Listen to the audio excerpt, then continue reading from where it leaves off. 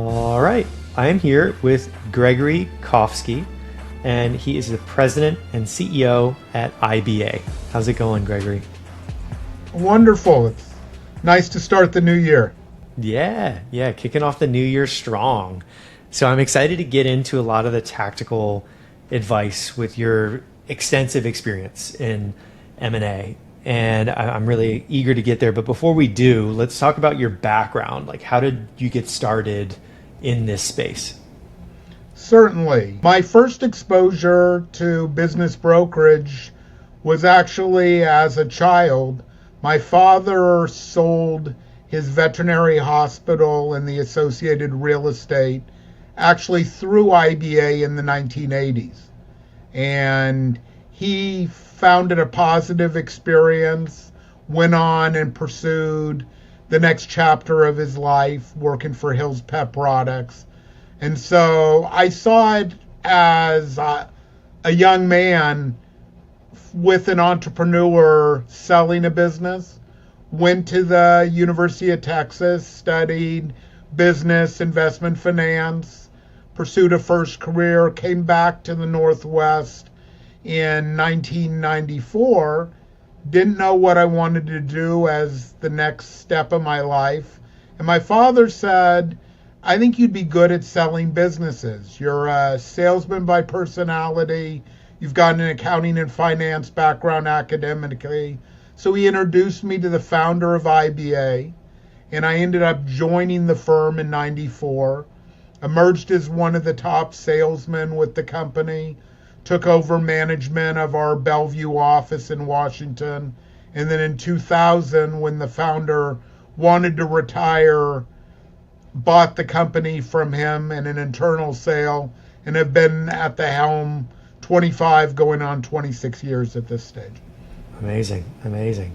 So you've been at it for quite a long time. You've seen a lot of deals. You've done a lot of deals yourself. You've been part of a lot of deals. I think you said you had, was it 13 offices across the Northwest? 10 offices 10 in offices. the Pacific Northwest. We're not up to 13 yet, maybe a goal. Thanks for goal setting for the new year. Yeah, there we go. But and then approximately 20 brokers on my team doing transactions. So I would say 70% of my time is executive sales management. And then 30% of my time is still deal making. I believe in being a player coach, and I want to know market dynamics. Plus, I like being in the game. So there's an adrenaline rush to putting together a transaction, and I'm not ready to not experience that anymore. Yeah, deals, and it's just kind of raw creativity in a lot of these structures, and it is fun. Like, no doubt, everybody I talk to, that's the most fun part of a lot of this is coming up with these creative structures when people can kind of come to a middle ground, and it gets exciting for sure. So let's talk about preparing. I think everybody listening could definitely use a lot of your experience as sort of a starting point of preparing. So when you talk to a business that's looking to sell, what are some of the things that you would guide them through to help them prepare for an exit? Well, I think the starting point always is, what is the business worth? So my firm offers a complimentary evaluation of a business. And the reason we do it for free is we want to audition for the job, share our knowledge, experience, customer service, provide a likely market value for the business. On our side, it's to make sure we're wanting to work with the owner, like the business model, and are they realistic on value? So I always say you got to start with kind of the end in sight. And if the price you believe you can deliver in the market isn't going to satisfy them, why start the game? And it could be they want to retire, but the exit value isn't enough. And the solution is 2 more years of the annuity of being an entrepreneur and running it to get to that point that you can exit. So it's building a relationship and moving forward, and then educating them on the process that actually when you sell a business, you have to complete 4 sales. And many people don't realize this. The first sale is to the buyer, and they're the easy one because they have emotion and they want to do this. Then they hand the deal to their CPA or CFO, and you need to get either a thumbs up or a thumbs down from them on the deal, or the deal dies. So then you got to sell it to the attorneys who aren't as worried about the price as the liability being assumed. And if they believe there's too much risk, they will not endorse the deal, and the deal dies. And then finally, he who has the gold makes the rules. You've got to sell it to the bank or investors. And each of those sales is different. It's a different audience with a different knowledge set. And as a professional M&A intermediary, you got to be prepared to effectively sell those 4 parties. Yeah, I like that. All the different types of individuals, different knowledge, different backgrounds, everybody coming in, every deal is different. So basically, when you look at it as game theory, every single player is different in every single scenario. So I do enjoy that, making it more interesting, right? Every single time it's different individuals coming into it. So when it comes to timing, in your experience with all these deals that you've done, how can you look at a business and say, like, okay, this is the right time to sell? And when do you believe the right time to sell? Every business is different, of course, but I like this question mainly because so many people are curious if they should be selling now or in the future, and you've seen a lot of businesses. So what's your take on when the right time to sell is? Well, do you realize there are 2 primary sales seasons during the year for M&A?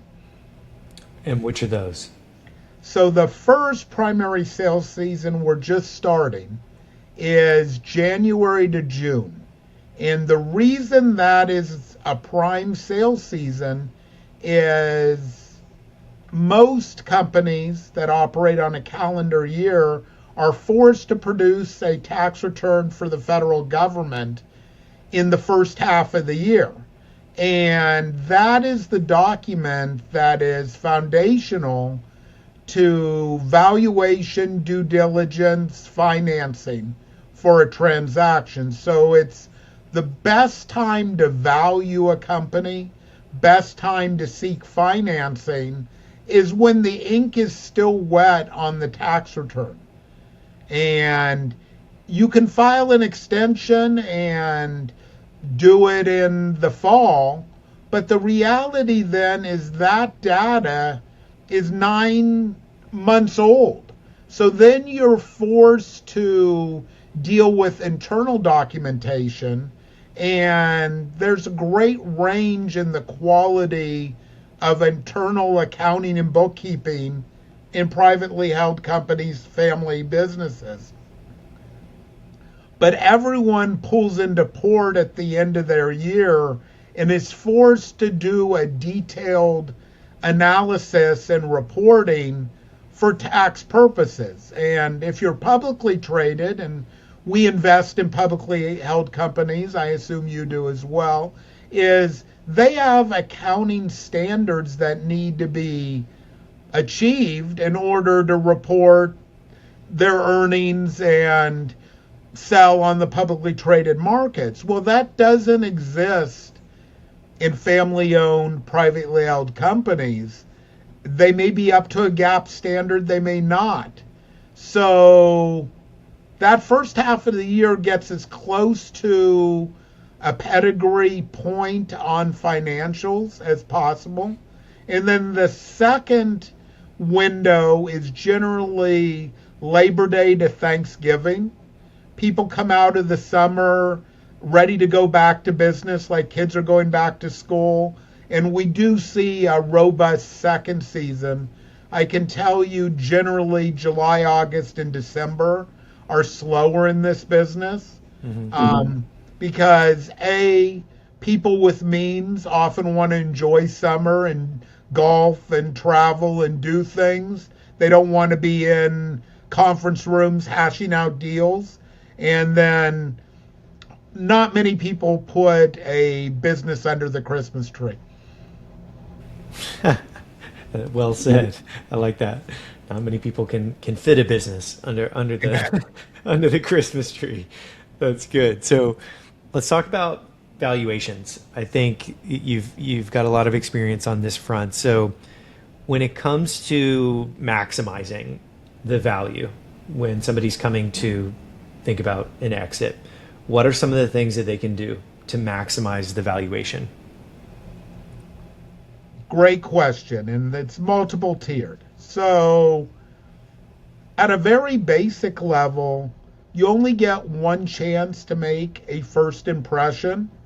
So if your website is antiquated, you should do a refresh and make sure the images and the compatibility are up to date so that when parties review you, you make the best impression. If it's a manufacturing business, make sure your boneyard, your scrapyard is cleaned up. If you have old inventory as a retail business, get rid of it because no buyer wants to buy it. So that's the first thing. The next thing, have systems that can be used for the transition. Do you have an employee manual? Do you have SOPs? Those sort of things make a transition easier. Do you have contracts with employees? Reoccurring revenue, contracted revenue enhances value. So if you have a handshake agreement, it may not be as good for value as if you have a 5-year contract to continue to do the lawn maintenance for the commercial buildings. So those sort of things are positioning to diminish risk, which increases value. I mean, you likely understand multiples, but maybe some of your audience doesn't. We hear 4, 5, 7 multiples thrown around as numbers, but what does that mean? A 4 multiple means an investment with a 25% return on investment risk. A 5 would be a 20%. So it all comes down to diminishing risk or creating an opportunity for appreciation that will drive value. And so you need to factor those two things. I always tell people who are selling, look at it like you're running a marathon and you've got 2 miles left. Push your sales, push your promotion, because if we're in meetings with buyers and you can come in and say, let me tell you about the contract I secured this week, that shows you're not asleep at the wheel, that you're continuing to work in the best interest of the business. That's much better than sales are down 5% this year and your answer is, yeah, just not as motivated as I used to be for the company. Well, performance reflects leadership, and your staff may not be working as hard themselves because they see you pulling out of the parking lot at 3:30.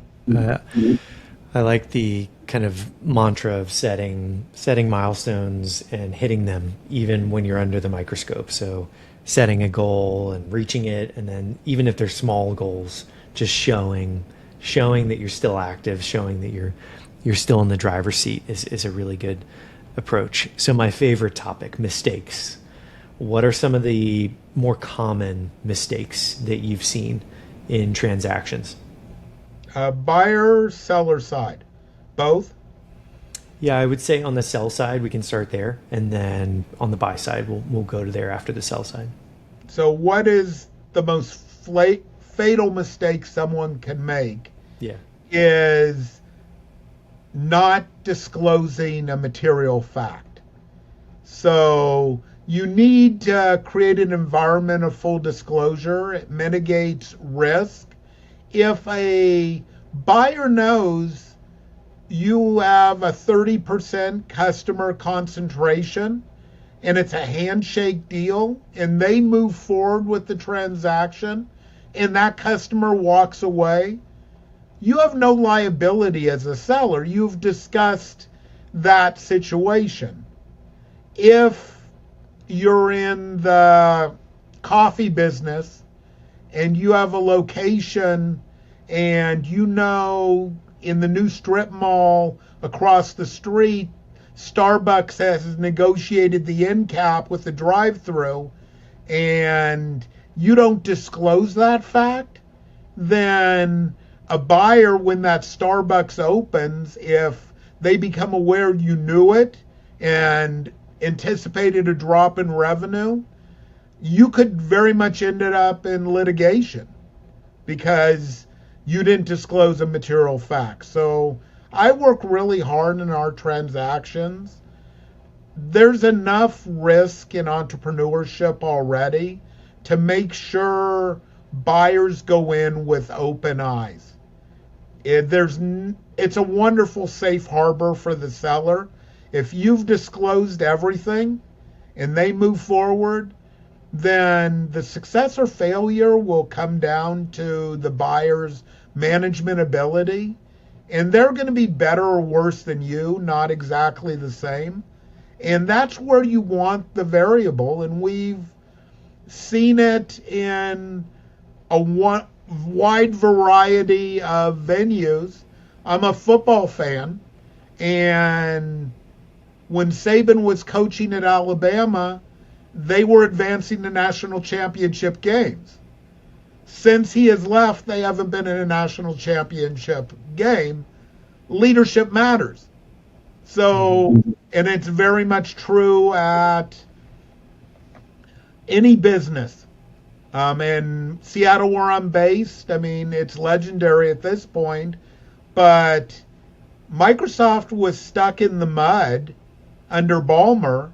Satya took over the helm, converted Office to subscription and did a variety of things. And the company has done very well over the last decade or so under his leadership. Mm-hmm. That's about as big of a company as you can redirect, but even their executive leadership mattered. Yeah. Yeah. Satya's done a pretty incredible job over there. I've followed that. That turnaround has been remarkable. So when it comes to like confidence from a buyer, like let's say you're a seller, what are some things that you can do to instill confidence? Obviously the material fact, of course, sharing, being very radically transparent, making sure that everything is out in the open. But what are some things that you can do to really sort of instill confidence in that buyer throughout that transaction? Well, the first thing I would do is seek a buyer with relevant experience. The SBA in their guidelines for loans looks for relevant experience, and exciting going through Congress right now is an increase of the SBA cap to 10 million from 5 million for the manufacturing sector, and I believe it's going to follow in additional sectors. It's long overdue. You may have missed it, but there's been inflation in our society. And yet the SBA cap at 5 million hasn't moved in years. So businesses have increased in value just through organic growth in the pricing of products and margins to the bottom line growing alongside them. So those sort of things. So relevant experience is very important. We usually are blessed that we can deliver choices for our clients. And you want to look who can be successful as a successor and build them up in confidence. You may have been a vice president at a company in this space, but never been in the CEO chair, but you were groomed for this position. You are ready for this. It's time to grab that brass ring and go for it. So, pep talking someone up, making sure they're not undercapitalized. Undercapitalization is often the reason businesses fail. All those elements should instill confidence. I would also say surround yourself with a quality transaction team on both the seller and buyer side. You need an attorney that's been there, done that, knows what's reasonable, knows where the middle of the fairway is on reps and warranties, indemnification, so you're not running up bills, trying to achieve positions that are unachievable.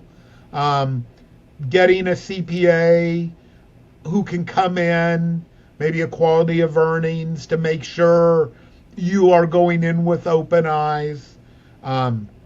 Maybe bringing in some experts if there's real estate, having someone do an environmental assessment to make sure you're not buying into anything unknown, or maybe an insurance broker to look through if it's a fleet of vehicles involved. Often we find a person can find additional profit just from shopping services that they've stayed with the same provider out of loyalty, be it insurance, be it merchant service. If a company's doing $10 million a year in revenue and you can cut your merchant service fee a quarter of a point, that's a really nice vacation. And those type of things are the attention to detail. And actually pre-acquisition, you have time to look at some of those relationships, merchant service, insurance, communications, etc., and see if they can be shopped and improved. Well said. So that takes us to the finale. Knowing what you know now, what would you tell Gregory 10 years ago? As a business broker? Pausing to think about that a minute, but I would say be open-minded. And transactions, we're working a Rubik's Cube, and you need to read diverse content, seek diverse content. Podcasts can be a great one. I like the All In podcast is one of the ones I listen to for content, because there are things discussed that you may be able to bring into transactions as ideas. They don't need to be solutions.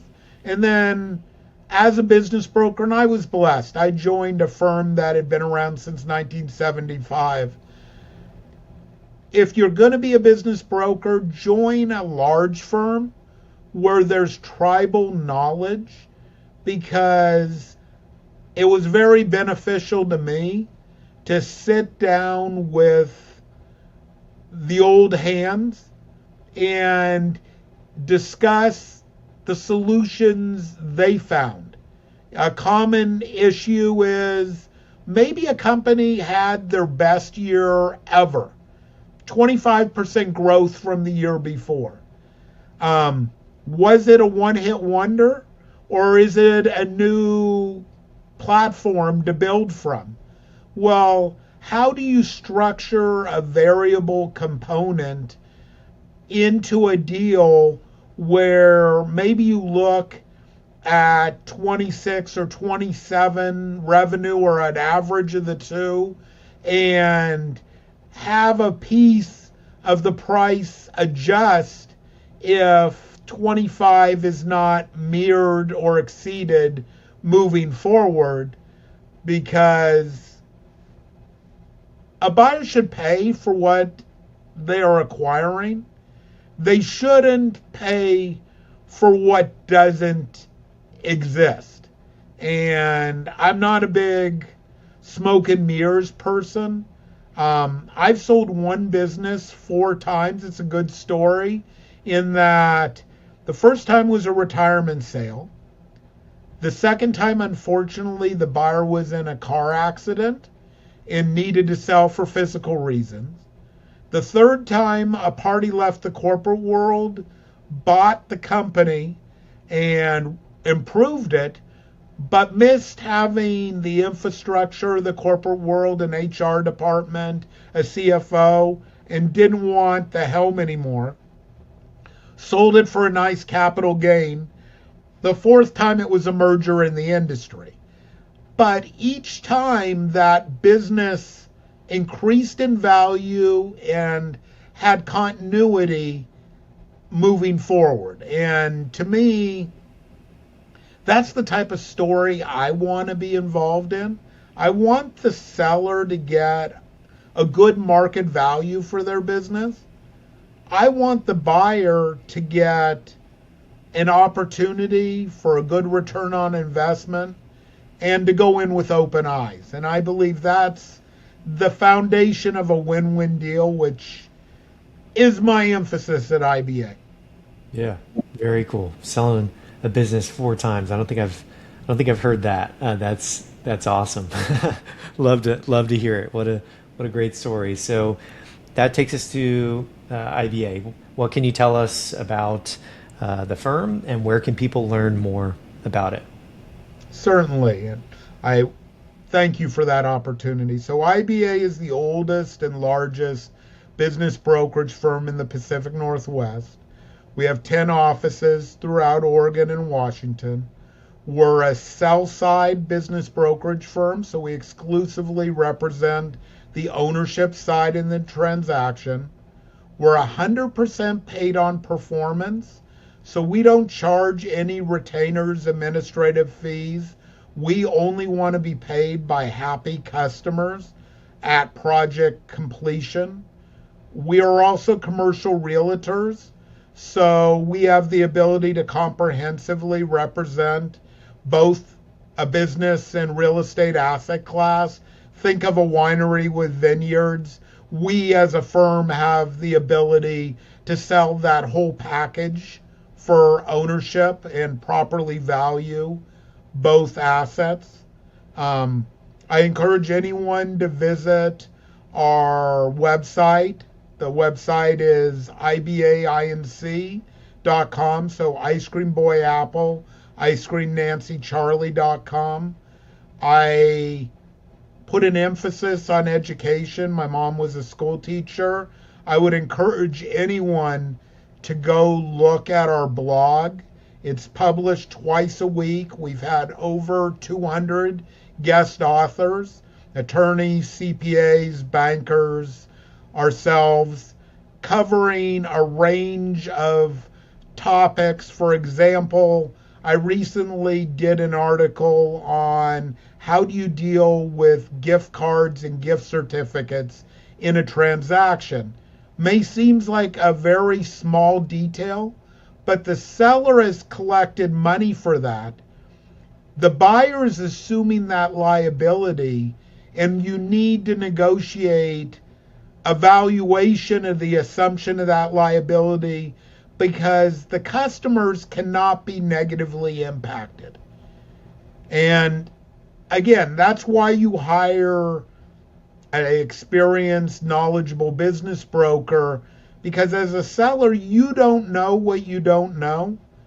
You're buying that experience and knowledge, and if you do, the I's are going to get dotted, the T's are going to get crossed.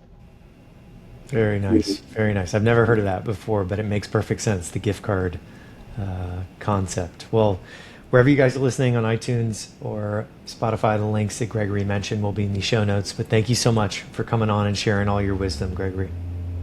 Thank you, Steve.